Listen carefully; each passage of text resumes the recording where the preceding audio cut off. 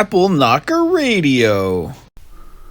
Friends, in a world in which there are no coincidences, in a world in which every single hair has been planned and planted by the Creator for a purpose, what does it mean that J.D. Salinger's novel, The Catcher in the Rye, has been associated with some of the most prominent assassinations, murders, attempted assassinations, and attempted murders of the modern era?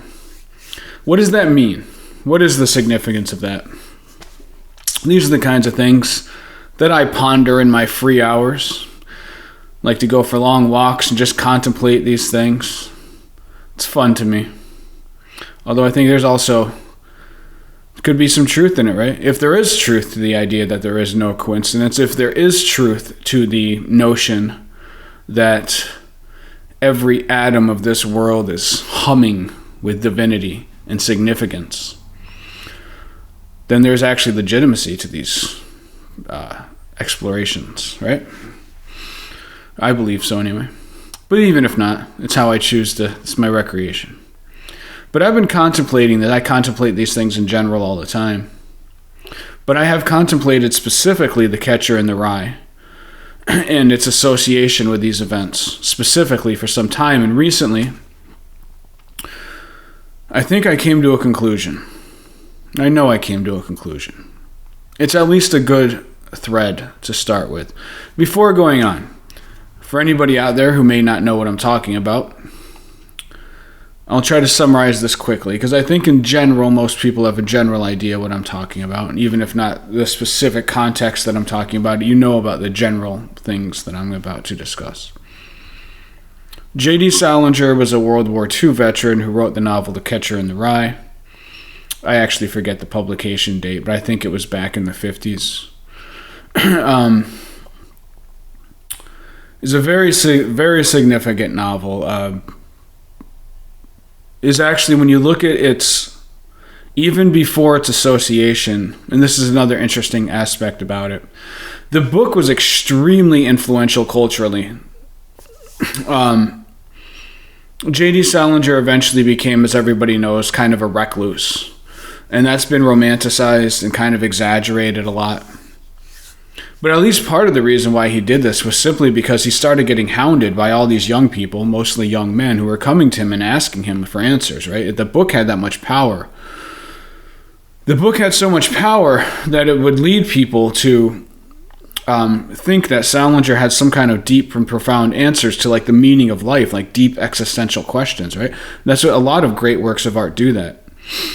It was a similar thing with Bob Dylan in the 60s. He was hounded constantly by people who thought he had the answers to life, to existence, to why we're here, to how to live our lives, all of these things. It's a heavy thing for somebody to take on. Most people don't want to take it on, especially if they have the humility to admit that they don't have the answers.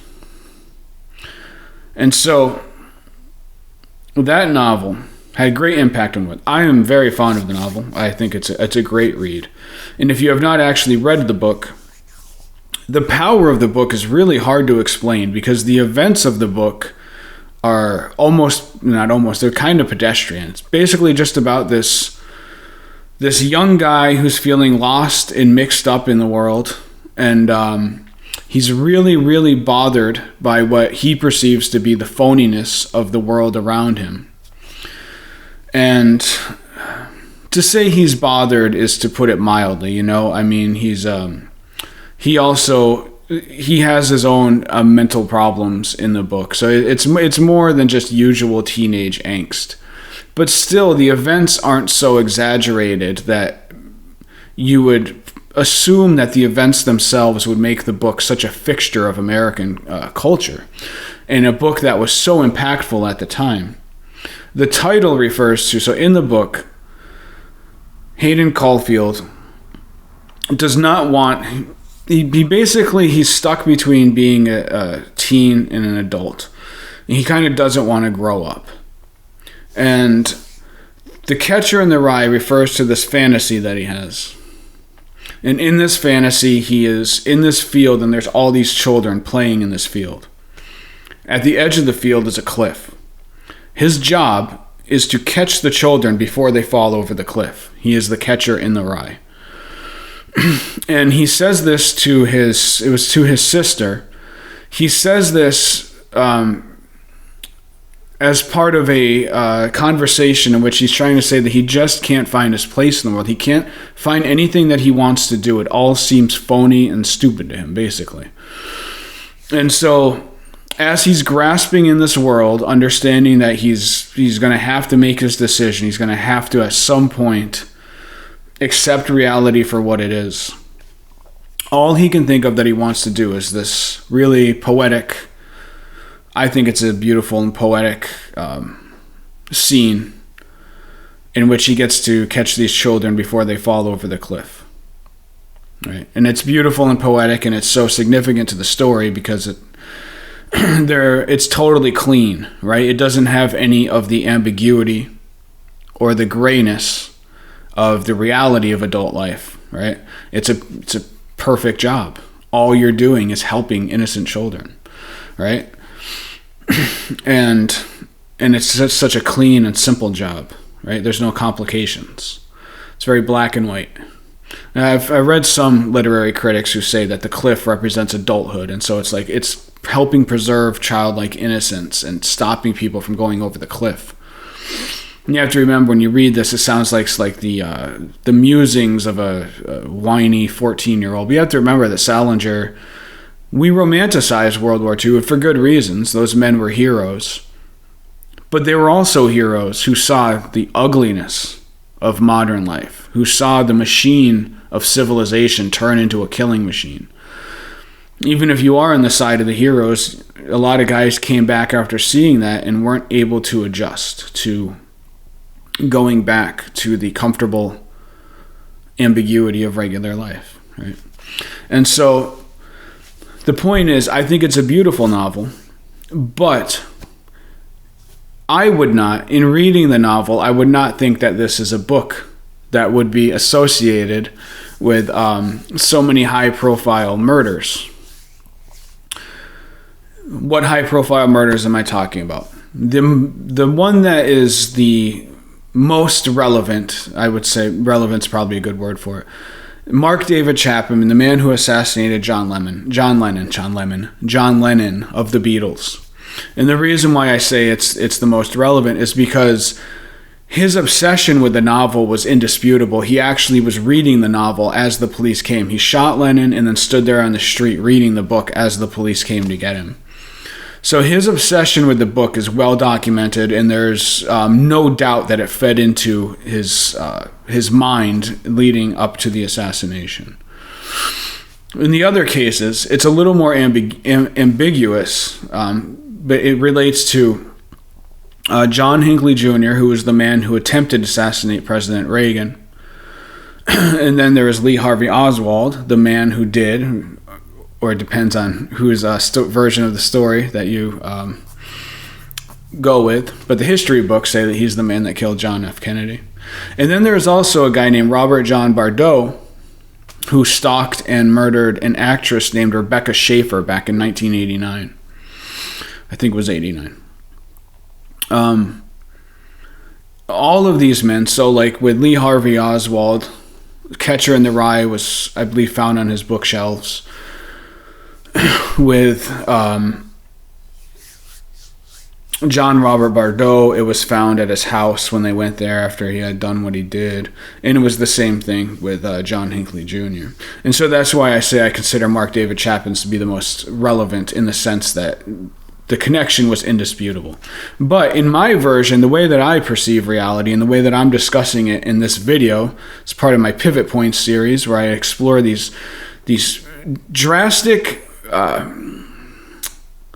powerful, violent events that happen in history that seem to shift human consciousness on a national or global level. And this is one of those. All of those murders, to some extent, sent ripples through the collective unconscious, right? Through the global mind, through the airwaves. These were significant on multiple levels, all of these events. You have to remember, John Lennon was not just a music star. He was also a political figure, a very prominent political figure who had very consciously and deliberately made himself a political fixture.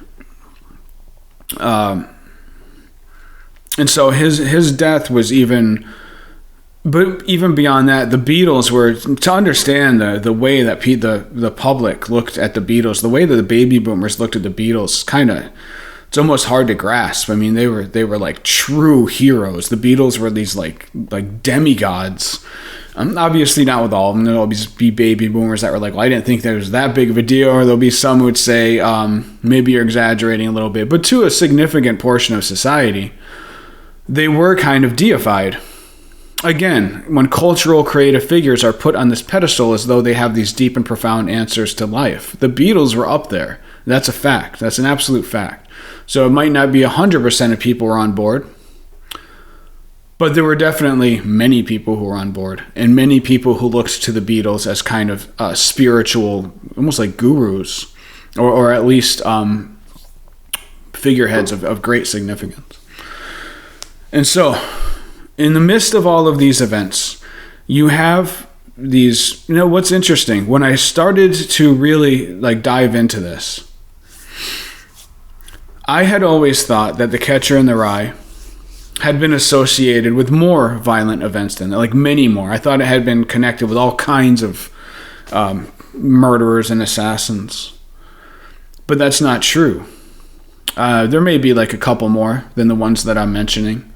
But it was not nearly as ubiquitous as I had assumed it would be. But that actually feeds into what I'm getting at with this. With my exploration of these events and their impact on human consciousness, and events as part of the evolution of human consciousness. This global game, and I'm talking about consciousness now, not just beyond what's in our heads. I'm talking about, like I said, every atom of this reality shivers with divinity. Well, it shivers with consciousness, right? Like everything in some way is like alive. These are the thoughts of God densified into this material reality, right? This is our material reality. This is real.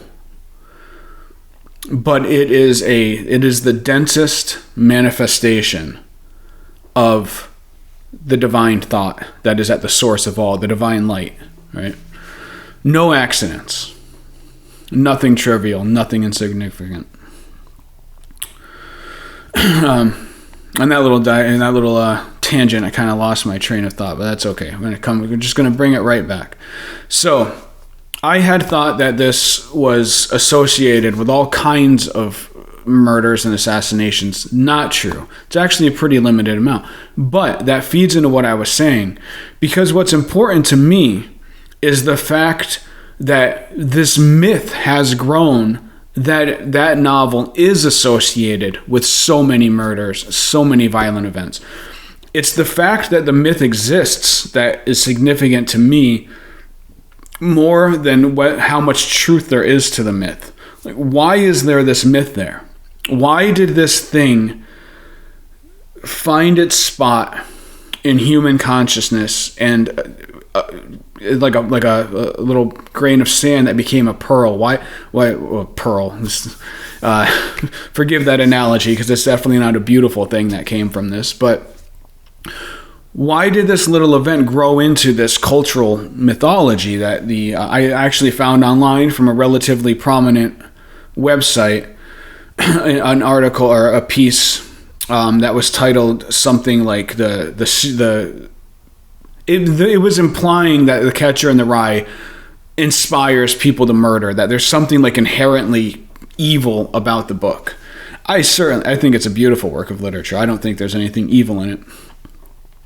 Then you have people in the conspiracy sphere, and there is actual evidence for this, but this isn't really my forte, but there is evidence for this, that The Catcher in the Rye is used as a trigger. It's trained into certain sleeper assassins as a trigger for them to go do their assassinations. Whether or not that's true, I don't know. But again, whether it is or isn't, it doesn't really affect my overall, the idea that I'm exploring here. Because even if that was the case, presumably they would be able to use any book, any work of art. Where I would have a problem is if people said, well, there is something in the book that is inherently triggering of psychopathy. I don't believe that, dude. I've read the book cover to cover probably 4 times. It's been a while, but there was a time where I read it a couple times a year for a couple years in a row because I just thought it was a really beautiful book. It's really well written. And Salinger was a great wordsmith, man, a great wordsmith. I am a writer, and so I appreciate great writing. And I'm sorry, I just do not believe that the book was like built in this way that it triggers psychopathy. I'm just not buying it. So, but then that would come to the question, if it was used as some kind of Manchurian candidate trigger, why that book, right? Was there a specific reason?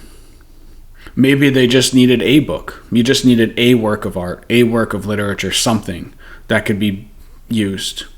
And that was a very popular book, right? I don't know. But my question is, what did this all mean? Not just the real events, but the mythology and the effect that it had on consciousness, on the mass perception of reality, which, if our consciousness does affect reality to some extent, as many believe it does, and as I believe it does, then what was the mutual effect there? You know what I mean? Like, in a world without accidents, what could have been the sum motivation and effect of that, right? And so I thought about this, and I think so when you look at I know a little bit about world events from like the 60s to the modern era. But as an American, obviously my knowledge of history is more about my country, about United States. And so I look at all these things and how they feed in, right? Specifically the JFK assassination, which I think maybe a lot of people don't understand the full impact of that, because it went beyond political assassination, which obviously that's always a big deal. But this was more than that, because of the nature of JFK. It was this really romanticized political figure. And this was at a time when America was just at its height of strength and national unity. And there was a general feeling that the United States was destined to be this great nation to bring freedom and prosperity to the world, right? That unraveled and went away starting in 1963.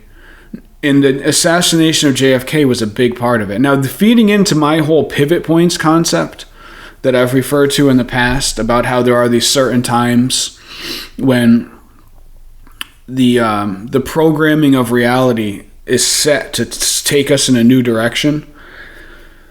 All kinds of things started happening in the early 60s, which then led into the late 60s. But a lot of it, and I don't mean, what I'm about to say is probably going to paint it all as negatively, but as I've made clear in the past, I do not view all of the events of the 1960s negatively. The civil rights gains, and there was a lot of great things that came out of it. But the price of it was, the 60s was when that idea of American exceptionalism began to unravel and began to unwind, and everything spun apart. It's when the dream ended. It's when the fantasy ended, if you think it was a fantasy, or maybe it was the reality and somebody decided to destroy the reality. In the 60s, you started seeing all these things unwind, right? Now, what's really interesting about this, though, is that was the first of these prominent murders that was tied, to my knowledge, tied to the Catcher in the Rye in any way. Now, what's so interesting about that is the Catcher in the Rye was about phoniness. It was about how all of these prim and proper people in society were all phony. Like, Caulfield had a problem with phoniness, but it was really mostly directed at the more successful and well-adjusted people in his life. Like, it was his brother who was a screenwriter, and it really bothered him because Hayden considered screenwriting to be like a sellout, you know? And so he was basically really bothered by polite society, by like mainstream successful society. Think of how that theme ties in to the assassination of John F.K., which was the psychic shock that went through the nation as people realized their own president, number one, their own president was not untouchable. Number two, their own president had enemies from within their own people. The idea of American unity burst, right? Or the illusion of the myth of American unity, whatever it was. But so too was it kind of this mass initiation event in the sense that it made people realize that underneath the surface of all of this, and JFK was like the most surface president in the sense that he was the first televised president. A big deal has been made about the fact that his debate with Nixon was televised, and a lot of people have said that made a really big difference because JFK was a good-looking dude and he was really well tanned, but the big thing was, I just learned this actually a couple weeks ago. It wasn't just that he was a good looking dude and maybe Nixon wasn't such a great looking dude. It was also that JFK had just put the makeup on. You have to put makeup on when you're under those big studio lights because you start sweating. Well, Nixon refused to put makeup on. And so when you see him in those videos, he's sweating and he looks pale and he looks nervous. It wasn't that. It was just that he was sweating because he didn't put the makeup on the way you have to do when you're under those big lights. And so for all of those things, a lot of people, a lot of historians say that JFK probably would have lost if the debates had all been on radio as they had been previously. Them being on television was a huge advantage to him. And so, and because of television, JFK was the first president that was visually in front of people all the time, right? Like back in the day, you'd see posters and things in the newspapers and stuff, but it wasn't all the time because you were listening to things on radio. This was the first president that was up in people's faces all the time, right? And so, you're seeing this world gets put in front of people's perception, in front of their eyes, and then bam, it gets snatched away. And people realize that lurking underneath the surface of that this whole time were all of these dark forces. And that these dark forces were always lurking under the surface. It was the end of innocence in many ways. Now, of course, this is an oversimplification. But that kind of feeds into the one I'm trying to share right now. Because if you look back, you realize, like, you get the nuts and bolts historians type, which is awesome. Believe it or not, I actually have a nuts and bolts side to me as well. If you look back at the nuts and bolts, that unity was never really, really there in the way that it has been mythologized. Even Kennedy he was really reviled by a decent chunk of society for some things that happened in the Bay of Pigs and some other things, which had to do with the war with Cuba and all that. But just my point is, if you look at the nuts and bolts, nothing is ever as simple as the way it comes into popular reflection on events. But that actually feeds more into what I'm saying, because in these explorations, I'm looking at these events and saying, okay, well, there's the nuts and bolts, but then there is what actually emerged into the mass consciousness. And what emerged into the mass consciousness, and what I think existed in the mass consciousness even then, although maybe not quite as clearly as we like to look back on it now, was this idea that, yeah, obviously nothing's easy. There's always going to be divisions, disagreements, but generally, the United States was unified, powerful, and we were on the right side.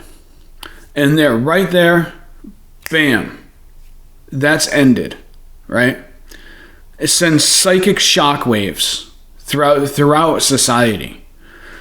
Hot on the heels of that comes the 1960s, the hippies and all that, which had beautiful things that came out of it. Great art, obviously, but also there were positive cultural advances that came out of that. But it doesn't change the fact that it was still very much a scrambling up of all of that old idea of this staid and proud and unified American front. It kind of just got washed under a sea of tie-dye and disdain. And but even if you look at that, I mean, the hippies grew out of the beatniks, so there's all this like history, all this stuff was like growing and growing and growing, and then boom, it exploded all at one time. It's like the Cambrian explosion, all right there in the 1960s, man, which then led into the 70s, led into the blah, blah, blah, blah. But you see, that's why this Pivot Point series, the trickiest part about this is going to be keeping myself isolated and fixated on these compartments, or else I can just go on forever. So I'm going to end this now. That was my point. What is in this world in which there are no accidents, in which every hair matters, in which every atom shivers with divinity, in which everything is this evolution of consciousness, meaning consciousness as the interplay between human consciousness and the fabric of reality itself. In all of this, what does it mean that The Catcher in the Rye has been associated with so many violent events and has been mythologized to be even more widely spread among violent events, even though that's not true? Why is it? Why is it? How do those events tie into The Catcher in the Rye? Because The Catcher in the Rye is a book about the phoniness of society, the phoniness of adult life. And adult life is phony, right? But that's the thing, as you grow up, you realize, yes, but that's the sacrifice that we make in order to keep the society together. In the society, we need this society, right? So it's a sacrifice you're willing to make. But even in that, right, there's a question of degree, right? I think we can all agree that you have to sacrifice some parts of yourself in order to become a functional part of this society, because this society is important, right? But I think anybody who's rational could also say, yeah, but that can go too far, right? You can get to a point where you're asking people to sacrifice too much, in which point it becomes detrimental. And then to keep up the machinery of society, everybody has sacrificed themselves to such an extent that everybody is miserable, right? So it's a question of degrees. and we were trying to find that gray space in there. But there, as Catcher in the Rye drops in, boom, associated with the assassination of John F. Kennedy, which that event in itself was a revelation of the phoniness of the world around everybody. It was a psychic shock, a wake-up call. Made everybody look around and realize that there's monsters in the shadows too, you know? And then you come in, I see I got fixated on that one event, but then you come in, you bring in The Catcher in the Rye, with all of those prominent murders, Mark David Chapman, John Lennon. Again, Lennon being this cultural icon who was very much a very loud mouthpiece for socialism and radical politics, we'll say. Radical politics, right? And he was a hero of his generation. Here comes Mark David Chapman. Pop, puts an end to that, again, bursts another bubble, right? And this is kind of interesting because if you look at the 60s and the hippies as a result of the bursting of the illusion that was the JFK assassination, but then the hippies formed as a reaction to that, and then boom, again, Catcher in the Rye is associated with another event that pops that bubble, right? And so it's like, da-da-da, and there's no place to stand on, nothing firm, nothing makes sense. It's all phony. It's all a lie. So what is reality? I'm saying this is how people how it feels when these things happen, right? In the aftermath of these things. But it's also, isn't that kind of how the modern world feels? That's not how it used to be, right? And people would have moments of that, and it's always been part of life. But there was a point where that became the cultural narrative, and we're kind of living in that point right now. We're still living in it. Again, I can just go on forever because it's the way these things chain together and the way they link together. Everything feeds into something else. So, but, all right. And so then what were the other two? There was the attempted murder of Ronald Reagan, President Ronald Reagan. And that was an interesting thing because John Hinckley Jr. came from like a really wealthy oil family. Like he did not have the kind of upbringing that you would normally associate with somebody attempting to do what he did. And then the other one was the Robert John Bardot, who unfortunately successfully killed an actress named Rebecca Schaeffer after stalking her for a couple years. And in that Schaeffer one, maybe the association to my underlying thesis here is probably the weakest. Because while the murder obviously did have an impact, anytime a celebrity is murdered like that, especially just by some kind of random dude who was obsessed with her for a long time. Anytime that happens, it sends those psychic shockwaves through society. But that one probably has, I don't know, maybe if I think more about it, maybe I just need to research that better, and I apologize that I didn't research it better. This is something I've been thinking about a long time, and I wanted to get off my chest. So maybe I need to do a deeper dive into that and the ramifications of that one, see how that fits into things. But still, the underlying thing that connects all this tissue together, right?